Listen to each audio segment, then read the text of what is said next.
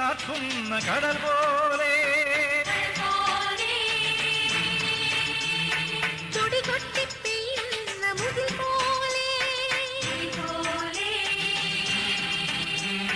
ചിതയിലെ ചാരമായി മാറിയ സ്വപ്നങ്ങൾ ചിറകാട് വീണ്ടുമുയർന്ന പോലെ